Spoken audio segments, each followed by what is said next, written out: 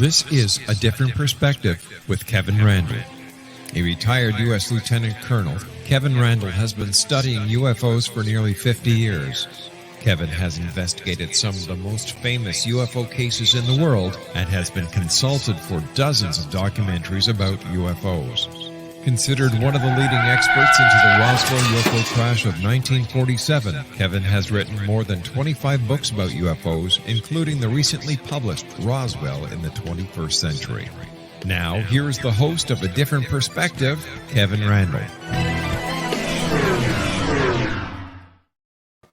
And welcome to this edition of A Different Perspective. I am Kevin Randle, and I will be hosting, as they say.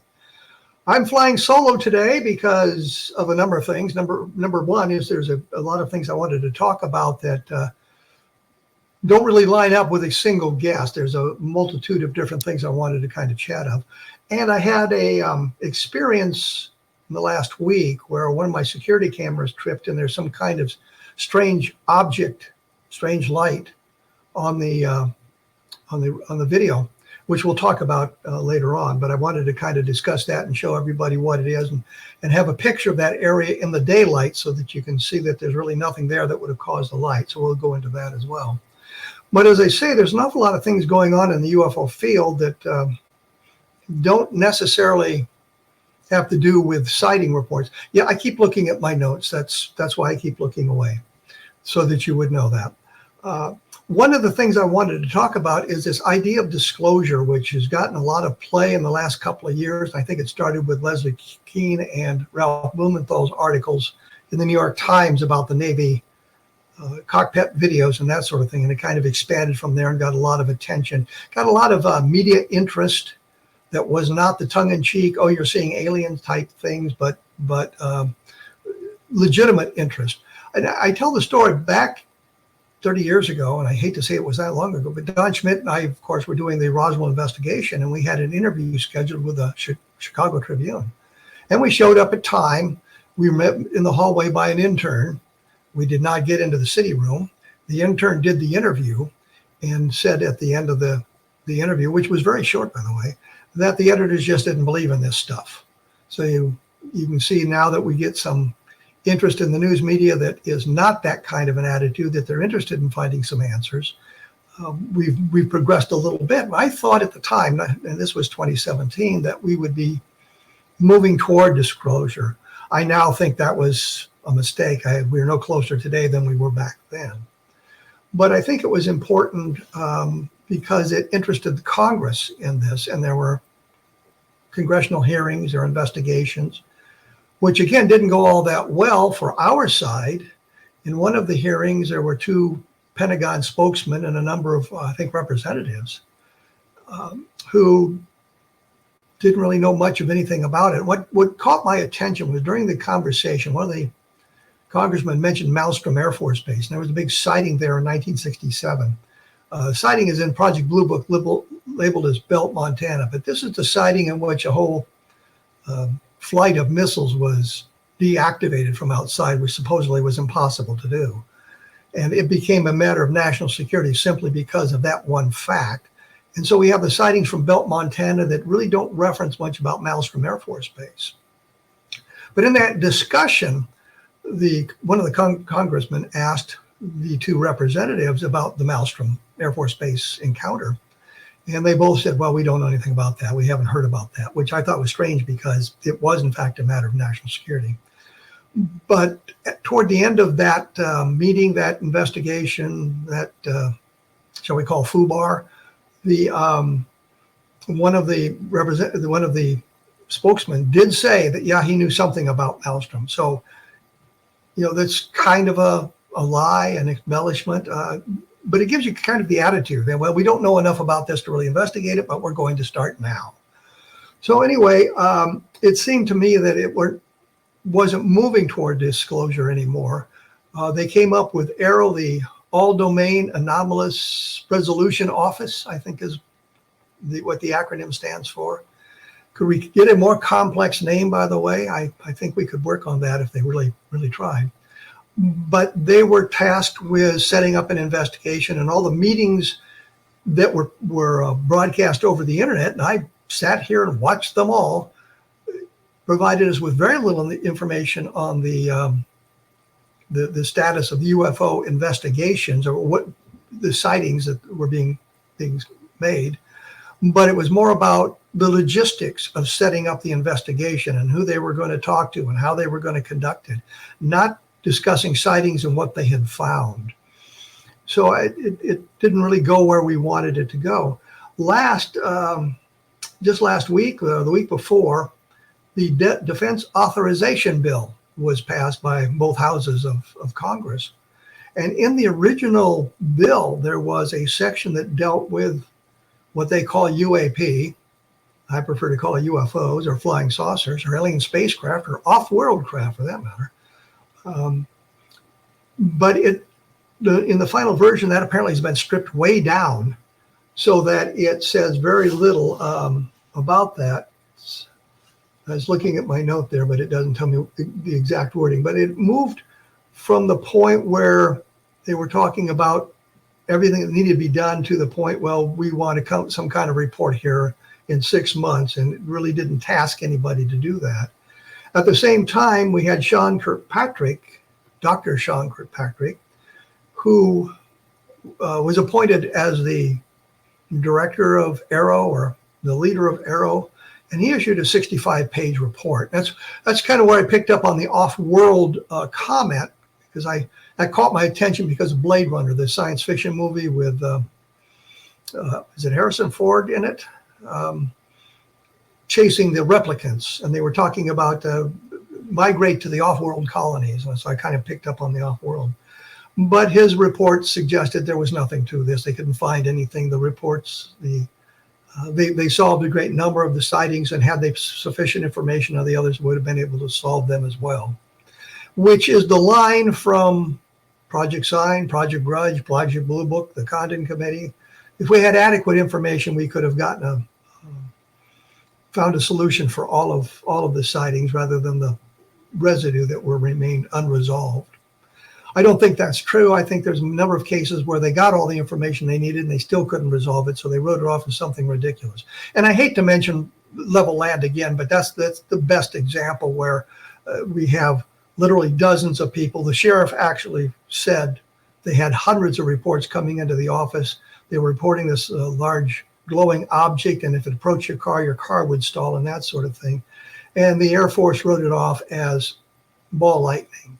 It gives you an idea of the intensity of the investigation. I think the official investigator spent nearly 7 hours investigating that in Level Land, and we don't know where he was for a number of those hours. He visited the sheriff, he went off to did something, come back and visited with the sheriff again. So we didn't get a whole lot of information out. That became ball lightning. The point simply is Kirkpatrick's report was the same that we've seen dozens of times. We could resolve it if we had proper information. And there was one case from Austin, Texas at the end of Project Blue Book, in which they wrote it as insufficient data for scientific analysis. The witness, who worked with an Air Force lieutenant, wrote to Blue Book and complained about that solution. He said, what more information do you want? I gave you everything we had. We gave you the time. We gave you the distances. We gave you the locations. We gave you the observations that we made. What more information did you need? And the Air Force eventually changed the solution to unidentified, which I thought was kind of interesting. That was one of the last 3 unidentifieds in the Project Blue Book files. For those of you who want to look forward, it's at the very end of Project Blue Book. I've discussed it in a couple of books as well, and there may be some information on my blog about it as well. But I thought that was kind of important, looking at it from that point of view. Kirkpatrick said basically the same thing. You know, we looked at a lot of these sightings and we explained a lot of sightings, and that's true. I myself, in investigating UFO reports, learned that people can't identify Venus. I don't know how many times the solution was simply Venus. And if it's in close proximity of Earth, when their orbits kind of match, Venus can be very, very bright and can look very, very large. And if it's close to the ground, I've actually seen it where it seems like shooting rays or beams down toward the ground. So people are fooled by that. So I understand that there are problems with that. People being unfamiliar with what's going on in the atmosphere around them. So we get those sorts of things, but there is always this seeming attitude of those doing the investigations for the official investigation, we should say, for the government, that people just can't identify what they're seeing around them. It originally was that the people were drunk or ignorant.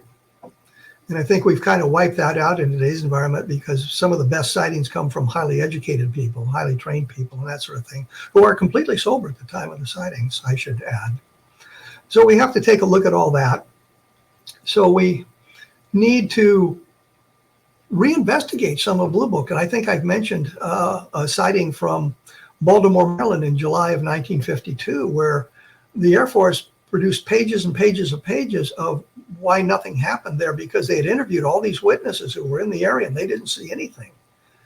And I managed to get a copy of a newspaper article, thanks to Barry Greenwood, by the way, of the sighting, and discovered the Air Force had the date wrong. They're out there investigating it for, I think, March 29th or March 25th, and it really took place on March 14th. So if you go to the location and you're talking to people and say, what, did you see anything unusual on March 29th? They're going to say, no, I didn't see anything there. And you cannot write off a sighting from 10 days or a week earlier by saying, well, nobody there saw anything. And it turns out there were additional witnesses that came out in the newspaper article. And I think in the Air Force file, I identified the names of some of those people as well. But the simple point here is that the investigations done by the Air Force, for the most part, I'll say, were not as accurate as they could have been. They left a lot to be desired when they did their investigations. And so we go through the Blue Book files, and we find some very good sightings in there about that. And I'm looking to investigate that further. There's a number of places where it says case missing, and I thought it'd be interesting to find out what I could about those cases and see if there's something significant about them. I think we're going to find that most of them are the typical UFO sightings that may or may not have a terrestrial explanation. I don't think they're going to be anything spectacular, but I think it's something that needs to be done. And I know Barry Greenwood and some others have done this for some of the sightings. I was going to take it a little bit deeper. So what we see is from Sean Kirkpatrick, I had to look at my notes to see what I wrote there, was that the tactic used by him to dismiss, belittle the sightings was the same tactic they've been used for literally decades by the officers assigned to the official Air Force investigations, whether it was Sign, Grudge, or Blue Book, that they really couldn't find anything, and they could have answered all the questions if they had sufficient information. And that is not to say they didn't make up information, they didn't miss bets, and they didn't just make up solutions when there was none. So we've got to take a look at all that. And I think that kind of leads me into my next point, which I'll tackle in the next segment, which is the nature of evidence and how that is being misconstrued or misused to belittle the people who see UFOs. And as I say, take a look at my blog at kevinrandle.blogspot.com for more information, and I will be back right after this. As I say, I'm flying solo today because there are things that I wanted to talk about, and I thought it was important to elaborate on some of those. When we left, I thought I would switch now to, I guess, the nature of evidence as we talk about it. And I've noticed a trend in on the skeptical side of the aisle, in which if we present eyewitness testimony, they say, well, it's anecdotal, as if that doesn't count, that the witnesses are incapable of relating accurately what they observed. It's just anecdotal evidence. Doesn't explain what it was, just kind of dismisses it as being irrelevant. And that's as opposed to scientific observation. And what kind of always caught my attention in that was a scientist goes out and makes observations in the wild of some phenomenon and come back and report it. And that's good, that's okay. But if it's an average citizen, well, that becomes anecdotal testimony and it's not relevant. I will point out that there are problems with eyewitness testimony. There's no question about that. There was a study done at the in 1986 or beginning in 1986 when the Challenger exploded, and a professor at one of the colleges speaking to his incoming freshmen in his psychology class gave them a short questionnaire with 6 questions on it about the news of the day. where were you when it heard it, who were you with, that kind of thing, just elementary things about what they'd seen, what they'd done on that day. And he held those questionnaires for the 4 years that the students were in college. And when we got to the point where it was now a senior seminar or whatever it was, he asked the students the same thing, gave them the same questionnaire, and added a sixth question: how accurate do you think your memories are? And what he found out was 25% of them, the memories were very accurate. He could compare the two questionnaires and see that the students got it right. 50% of them, there were some alterations, minor changes in what they remembered or how they remembered it and things like that. Really not important changes, but changes nonetheless. And there was 25% that got it completely wrong. One girl he was talking to said that originally she had been in class when she heard about it and was with fellow students. And in the questionnaire that he handed out 4 years later, she said she was home with her parents. And he showed her the first questionnaire, and she says, "Well, I don't know about that. This is how I remember it." And what that tells us is that these flashbulb memories, as they call them, which I guess where we remember important events. For those of us who are old enough, I unfortunately am among them, remember the Kennedy assassination, and I remember how we learned about it. I was in junior high at the time, I think. Or when Princess Diana was killed, or Berlin Wall coming down, the towers coming down at 9/11. We remember these things, but oftentimes as we access those memories, we sometimes alter them. And there is input that we get from these important events. I mean, how many times did we see the Challenger explode? How many times did we see the towers come down? How many times did they run the footage of the tunnel in which Princess Diana had died in? And that colors our thinking and changes our memories of the events as well. And we have to be cognizant of that. If we get, we make an investigation and we're within a couple of days of the sighting or the event, and write that stuff down, it's pretty accurate. As we move away from that, sometimes they get altered completely. Elizabeth Loftus has done a lot of work on memory, and she talks about what was called Lost in the Mall, and the experiment run with the consent of everybody involved. So it wasn't one of these things she's spraying on anybody. But the parents talked to one of their children about, remember when you were lost in the mall?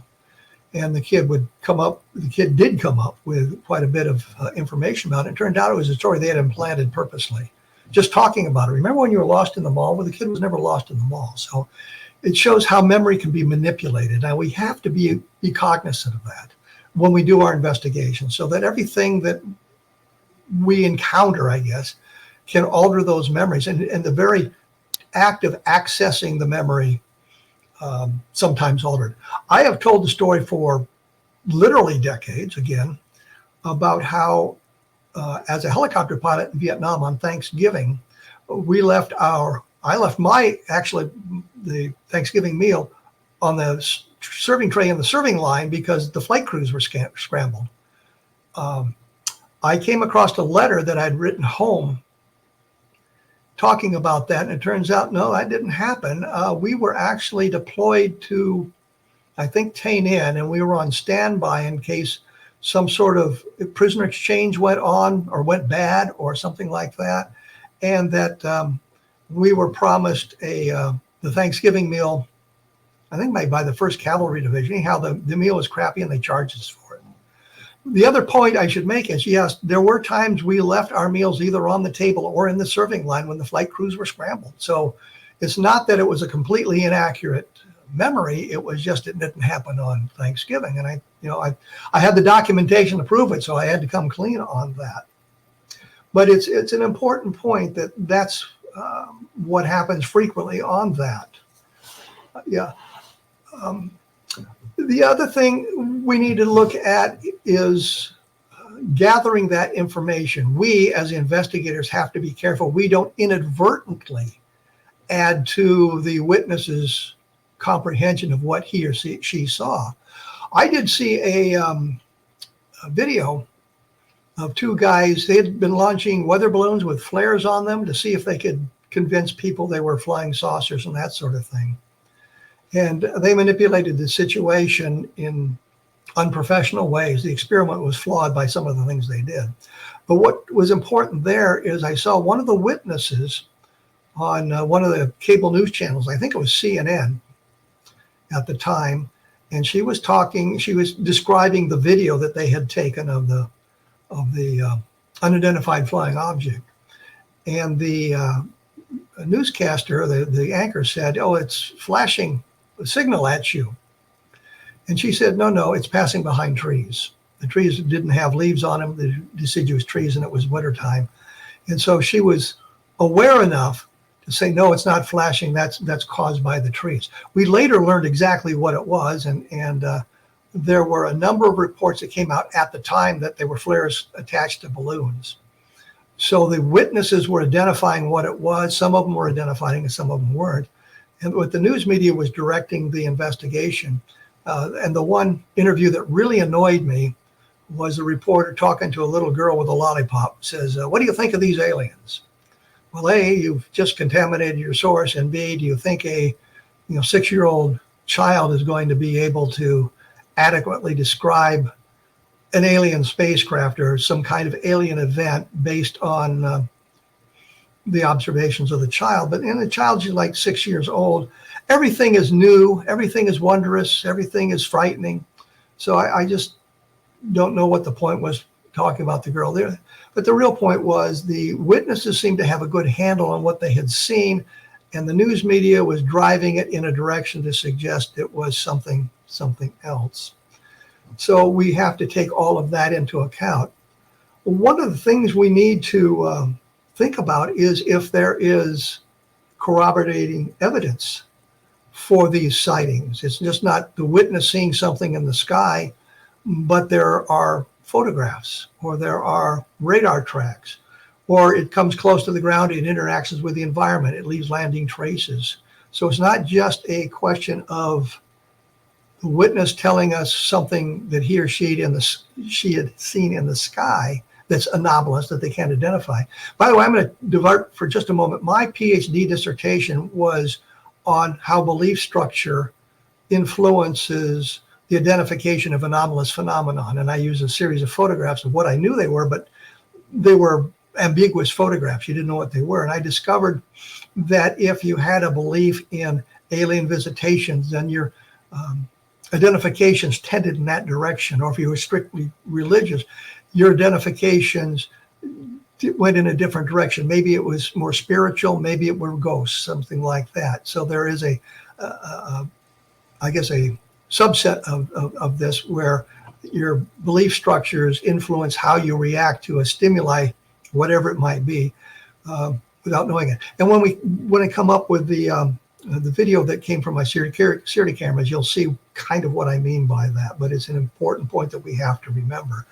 But we do have a lot of sightings with photographs. We have sightings with radar. We have some that have multiple chains of evidence. And as we explore those chains of evidence, the sighting becomes better, more mysterious. Or as we examine those chains of evidence, we actually come up with the solution. When we look at this photograph, it looks anomalous. When we blow it up, when we can examine it more closely, we have a solution. I talked to a fellow in 1977, 1978 from Amana, Iowa, and he'd taken a series of photographs of a strange light crossing the sky. And we looked at that and we plotted it on a map, and we decided, well, it couldn't be a light plane because it was going too slow for that. Couldn't be some of these other things, this light plane with a landing light on. When we went out to the site, we saw that the aircraft was not flying strictly across the view, but it was at an angle which detracted from the speed. But more importantly, a number of years later, we had the opportunity, using some computer equipment and things like that, that we could blow up the picture to the point where we could see it. We actually identified the plane. We could see the light plane on it. So we had an anomalous photograph that we were able to use to explain the sighting. So it works both ways for us. If you have a photograph, it may be anomalous, it may not be explainable. but you may be able to find a solution by looking at it. Same thing with radar cases. There are cases in which what they call anomalous propagation, which is basically like inversion layer, where the light is actually refracted. So what you're seeing is not in the sky is not really where it is, it's somewhere else. And we've had a number of cases where the temperature inversion solution does work because the weather records support that. But there are many, many of those that it doesn't work that way, that we do not get the solutions. So when we're looking at the nature of evidence, we have to look at exactly what we have. Do we just have eyewitness testimony, and is it a single witness? Is it multiple witnesses from a number of different locations? And are they telling virtually the same story from those multiple locations? It's always important to go to the site if you can, so that you can see exactly what the terrain looks like, exactly what things are going on there. And like when we look at the video here, we'll see the terrain across the street from where this, from my security camera, so you can see what is there and was this a cause for this anomalous object on the video camera. But having good chains of evidence, good investigative technique, the closer you get to the event, the better off the information is going to be. And we have to realize that as people study the cases, or as they remember it in their own minds, or they see other information about it, they sometimes incorporate that information unintentionally into their sighting, and it kind of leads us astray. So the nature of evidence is important, and whether it's anomalous or scientific investigation backed up with some kind of physical evidence is important for us to do. As I say, we're going to talk about a couple of good sightings here in just a moment, so I will be back right after this. And I am back, obviously. I have to comment here. Sometimes doing these solo shows gets a little bit confusing, and I sometimes forget exactly where I am in the show. That's why I have notes, by the way. And one other comment, I will be putting up the video that I'll be talking about in the last segment on my blog, so you can see the whole thing and some of the other comments about it. So you can take a look at www.kevinrandle.blogspot.com. But I guess it's a form of evidence, so we've got to take a look at it. But you'll be able to see that and maybe give some comments about it, and I'll give some more descriptions about it here. What I wanted to do in this segment is talk about some of the good sightings with multiple witnesses, or with other chains of evidence. Because as I say, eyewitness testimony is good to a point. We have to remember there's many, many pitfalls that we have to avoid when dealing with that sort of thing, and we have to be careful on how we gather that evidence. It's always good to have it backed up by some kind of instrumentality. Yeah, that's a word I picked up from Forbidden Planet, another word I like. But when we look at UFO sightings, we oftentimes just have the eyewitness testimony, but oftentimes we have additional things. One of the things I was going to point out here is this sort of phenomenon has been going on for centuries, decades at least.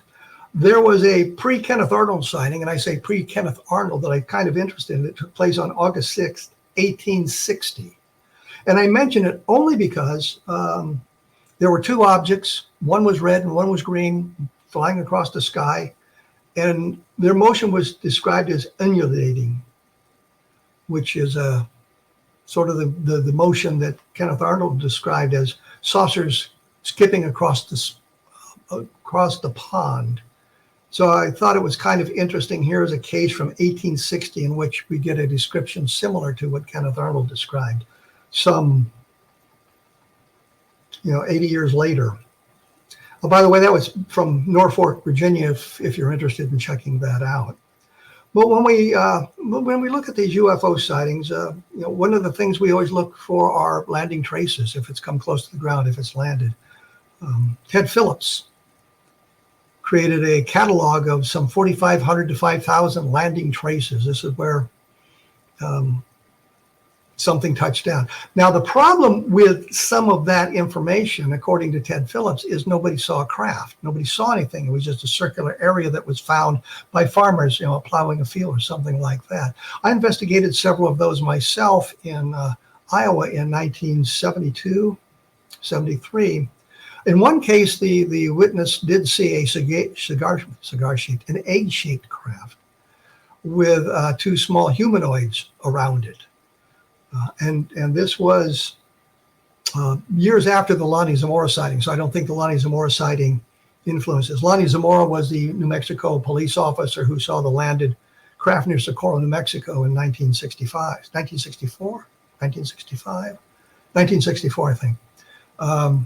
That, by the way, that sighting we always thought was kind of standalone. It was just Lonnie Zamora seeing it. We've since learned, thanks to any number of different research, I think of Jerry Clark here as one of them, where they discovered other witnesses who were in the area. Ben Moss, another one of those, has done some work on that.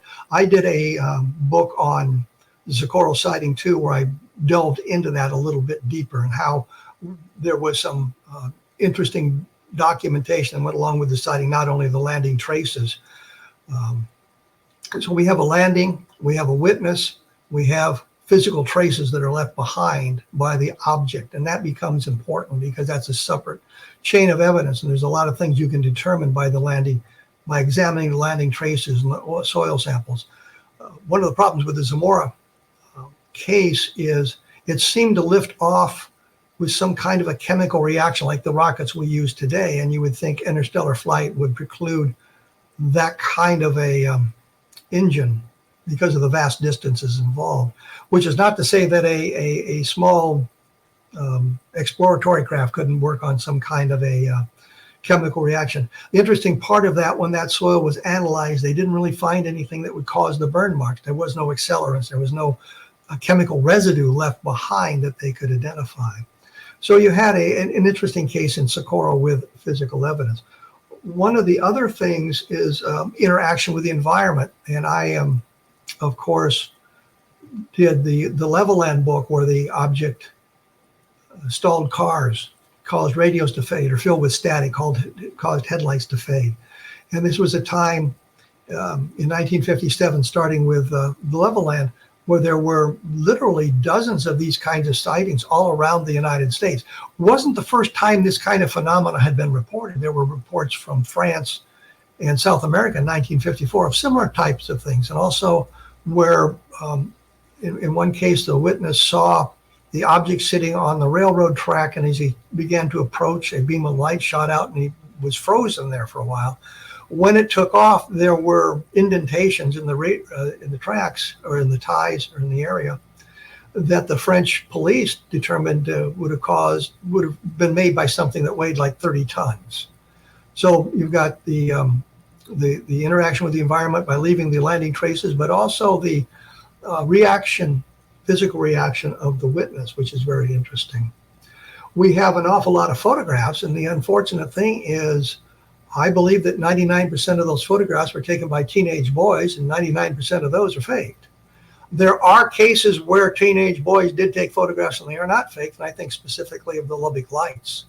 And I think I've mentioned before that I was in Lubbock, Texas on a different investigation. Yeah, it had to do with Roswell. But I just picked up the phone book on a lark and looked up Carl Hart Jr. He was the man that took the photographs. He was 19 at the time in Lubbock. And now we're in the 1990s, mid-1990s. He's in his 60s, I think, when I talked to him. And I asked him point blank, I said, what'd you photograph? He said, even today, I don't know. At this point, I think that he would have, had he faked it in some fashion, he would have come clean, because that normally is what happens. The teenage boys eventually wrap themselves out, explaining what they had seen, what they had done. But photographs are an important part, but we have so very few good ones. And they take a lot of analysis, and there's always seems to be some little glitch that casts doubt on them. And here I think of the McMinnville photographs from 1950 taken by the Trents. I can't imagine the Trent, a farmer with an unsophisticated farmer, I think would be fair to say, creating a fake UFO picture for some bizarre reason. But the problem is the object seems to be underneath some wires, some telephone wires in the distance. So he could have suspended a model from that. Had it been above the wires, we wouldn't have to worry about that. Analysis of the pictures has suggested that there is no wire there, but that's something that we had to consider. The Coyne helicopter case comes to mind, and this was another one where the interaction of the environment came place. They were flying back from I think they were taking flight physicals, and they were heading back to their base in Ohio in a Huey helicopter, the helicopter pilots. And they encountered a bright light that seemed to be coming out, a bright red light, and it finally got up and was hovering over them. They had been in contact with, I think, Mansfield Airfield in Ohio at the time, talking about it, and their radio failed. They had been talking to them. The radio failed when the object was in close proximity, and it took off. And at the same time, Captain Coyne, who was the aircraft commander, actually the pilot in charge, thought they were going to hit this object, and he put the aircraft into a dive and lowered the collective completely down there. And at the end of the sighting, they had actually gained altitude. And I've heard an awful lot of explanations for that. And I think I'm probably the only investigator who actually had the same training as a helicopter pilot that Coyne did. And the reaction in the cockpit was what I would expect. But what some of the skeptics says, well, Coyne accidentally was pulling up the collective, or the co-pilot was, without telling him. And I'm thinking, no, you don't do that. If you're going to take control, you take control of the aircraft. You say, I've got it, and you take it away if it's an emergency situation. So it's an important case because of that. There was some what we call electromagnetic effects involved with it as well, which is another way of another chain of evidence that we could examine on that. And of course, we can always take a look at the abduction phenomena, which does sometimes involve multiple witnesses and does sometimes involve other evidence. And I believe sincerely that the majority of abduction cases are the result of common psychological phenomenon, one of those being sleep paralysis. And this is a thing where you wake up, or on going to sleep or on waking up, you suddenly have a feeling of paralysis. You cannot move. And it's accompanied about 80% of the times of the perception of some kind of entity in the room with you. I mean, it's the exact description of these bedroom invasions that we talk about in the alien abduction phenomenon. And I'm convinced that some of those cases are relevant to that. I mean, they're not alien abduction, they're sleep paralysis. And I think about 50% of the population has experienced at some point an episode of sleep paralysis. So it's not an uncommon phenomenon. But with the Hicks and Parker case from 1973, there were multiple witnesses. They were taken, and I say Hicks and Parker were taken to Keesler Air Force Base the day after the sighting. This is 1973. The Air Force is not investigating UFOs anymore.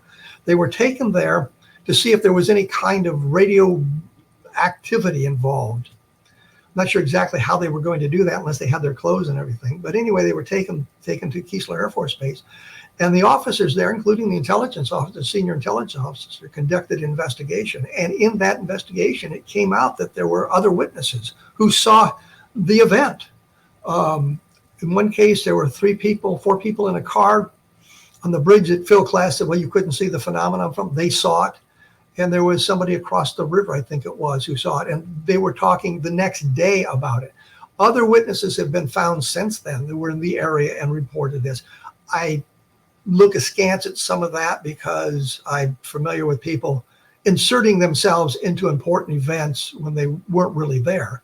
I don't believe many of these people were doing that, but there is that possibility, and we have to look at that. The important one with the 4 witnesses the Air Force identified in a document dated the day after the Hicks and Parker abduction that suggests something more was going on, something some event took place that didn't involve these 2 guys trying to hoax it. It was some sort of an event. And we have the additional information of other witnesses talking about that. So when we look at some good sightings, we have multiple witnesses, we have some good photographs with multiple witnesses, we have landing trace cases, we have interaction with the environment, we have the abduction phenomenon. And I will say again, I think most of the abduction cases are the result of terrestrial explanations and maybe psychological problems for some of the witnesses. When we did our research into alien abduction, we found some psychological anomaly that was about 30% of the cases, which I won't go in here because it just causes all kinds of aggravation when we bring it up. But it's information we discovered in the research. It wasn't a place we were going. It wasn't what we thought about it. For those of you interested in that, it's outlined in a book that Russ Estes, Bill Cohn, and I did called The Abduction Enigma. And I really didn't want to plug that book, but to understand what I'm talking about, you need to see that. When we come back, we'll take a look at the video and we'll see what we can determine from that. So please stick around. And I am back. I will not have to look at my notes anymore. What we're going to see here is a short video. It's only 11 seconds long. We won't get the full 11 seconds because of a problem with the transferring it from one thing to another thing to another thing, but we can get to see what I'm talking about. This took place in the last week or so.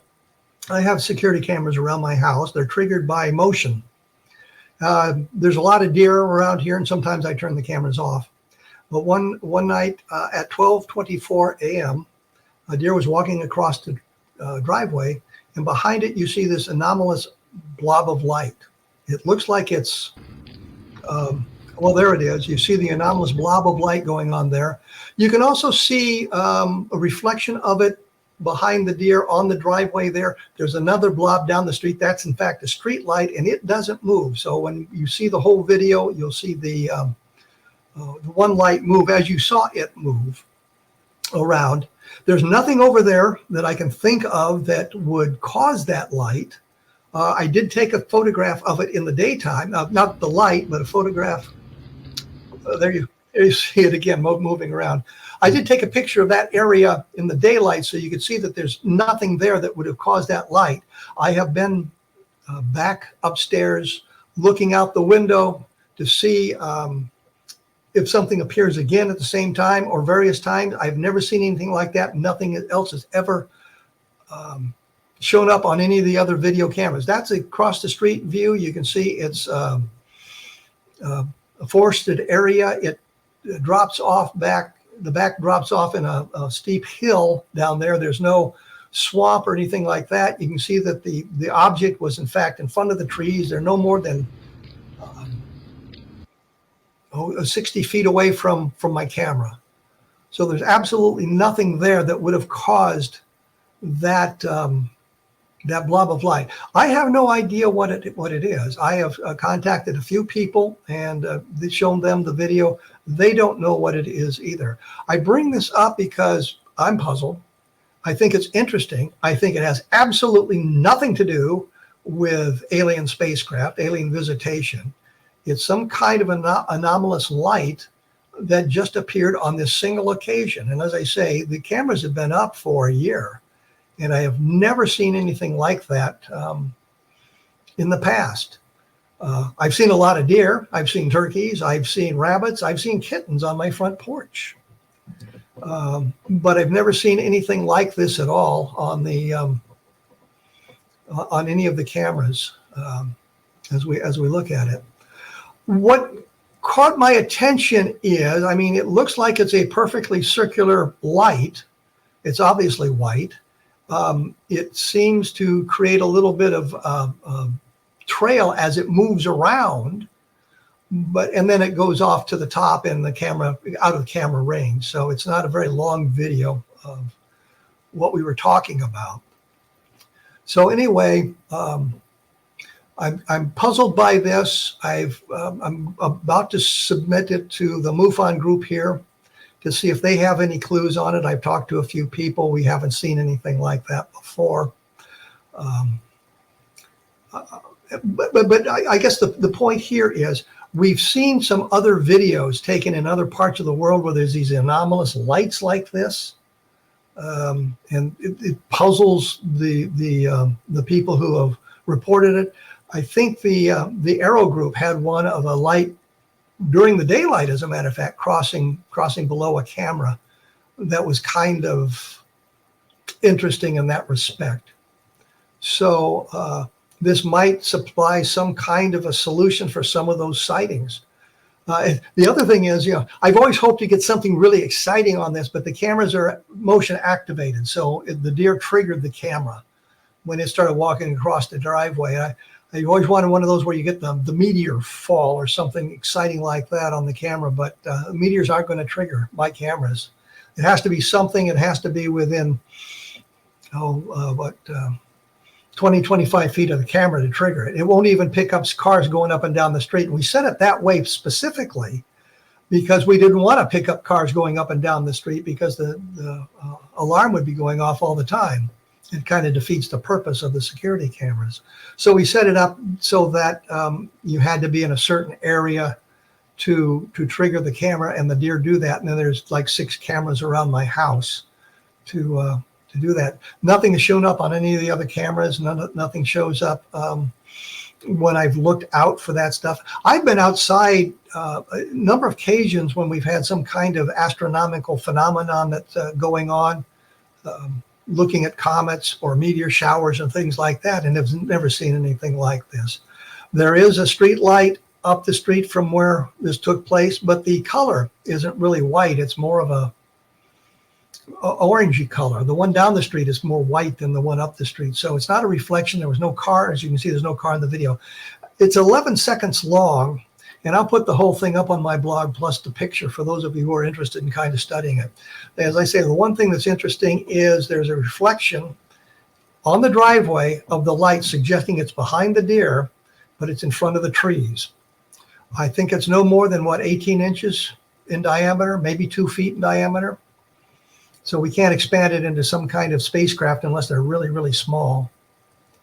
And then I think, as I say that, I think of the scene from Earth versus the Flying Saucers, where the little ball of light is in the factory and the Army major shoots it down and it falls down.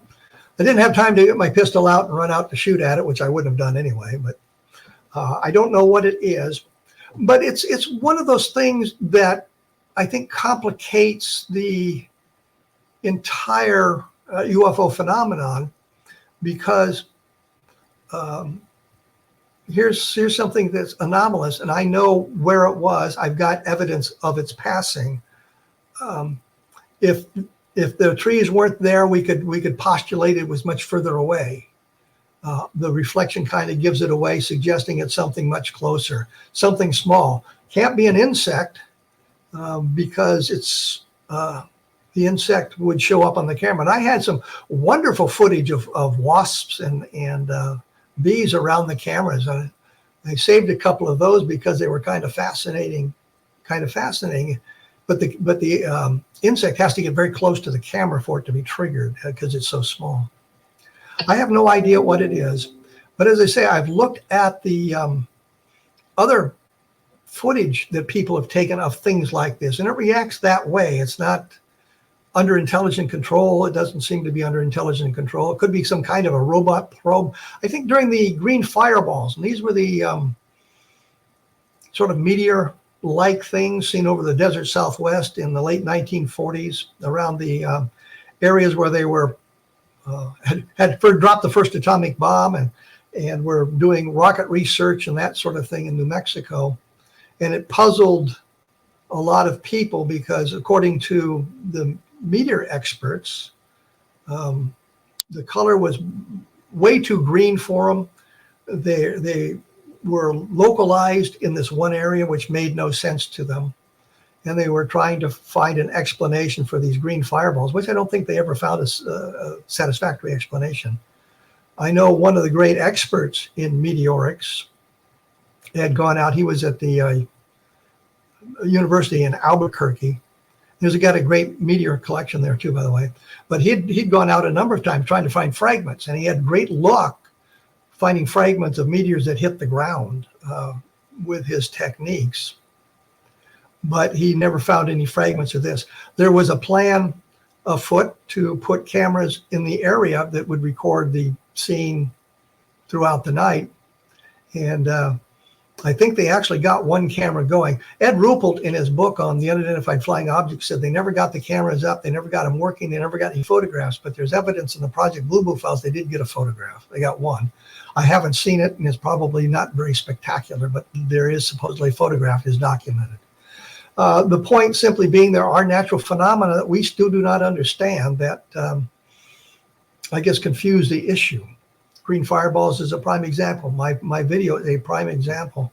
I don't know exactly what we would do to enhance it. We've tried to do what we could. I've blown it up as large as I can, and I see nothing back there that would have caused this light. In the wintertime, when the trees have lost their leaves, you can see some lights. There's I'll call it arroyo, a canyon-like area behind the houses there. And about a mile and a half away, there are some other houses. But with the trees fully leafed, you can't see those houses. You can't see any of that stuff. And besides that, it's obviously in front of the trees, not behind them. Once again, I don't know what it is. And we have a lot of these kind of videos that are taken. I know that skeptics say, well, if we've got alien spacecraft and everybody's got a camera in their phone, why don't we have better photographs?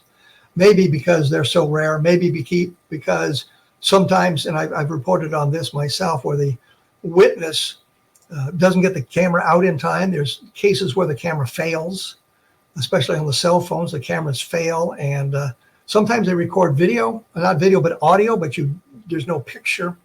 In one case, the guy said the UFO was too high. He didn't think it'd show up on the video, so he didn't even bother with it. And sometimes they're very short-lived. This, I got 11 seconds. And I don't know how long it had been there before the deer triggered the camera. It was there when the camera came on, and then it floated up and out of the screen. And I have to point out, it floated up and out of the screen. It didn't react like I would think a reflection would. And I don't know what it would have been reflecting from. I've seen nothing like that, as I said before. So anyway, that kind of is my exciting UFO sighting. It is a UFO. It's unidentified. Well, it's a UAP sighting, an identified anomalous phenomenon. UFO connotates to most people that it's some kind of spacecraft. I think that, it connotates that there is a object there, and there's no, as far as I know, there's no object. It's just a light. So it becomes an unidentified aerial anomalous phenomenon, I guess, is what it is. If you enjoy these monologues, these discussions of things, let me know at the blog. I will put this videotape up on the blog so you can see the full 11 seconds plus the photograph from across the street. And I'll put up some of the information that I've discussed here. If anybody's got any theories about what it is, let me know. I certainly don't have a clue as to what it is. And as on the blog, there's also other information that dealt with some of the cases I've talked about today. Level Land has got information on the blog. I did a book cleverly called Level Land. I did a book on the Socorro sightings and Lonnie Zamora. I've done a book called 1973, which deals extensively with the Hickson Parker abduction. And I will admit that I have talked to both Hickson and Parker. I found Parker to be a very genuine person and, frankly, not sophisticated enough to invent this tale of alien abduction that he's come up with. He passed away just a few months ago, unfortunately. But there's an awful lot of information and recordings of what he had said prior to his passing. And if you have ideas or people you'd like to see, let me know. And I'll try to get them on. I think there's more coming up on the Ramey memo. There's another guy who's done some investigating that may, in fact, duplicate the work that David Rudiak talked about just last week, and the things that he has done on his work on the Ramey memo. This guy kind of corroborates some of that information independently of David Rudiak. I don't think David Rudiak even knows who it is. So with luck, I'll be talking to him in the near future. And I shall be continuing searching out interesting guests for the program.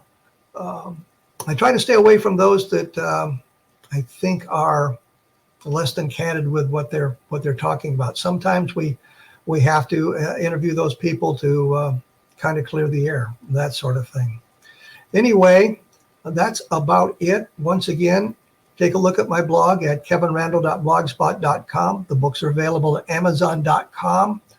The 1973 book deals with Hickson Parker. There's the book on Level Land.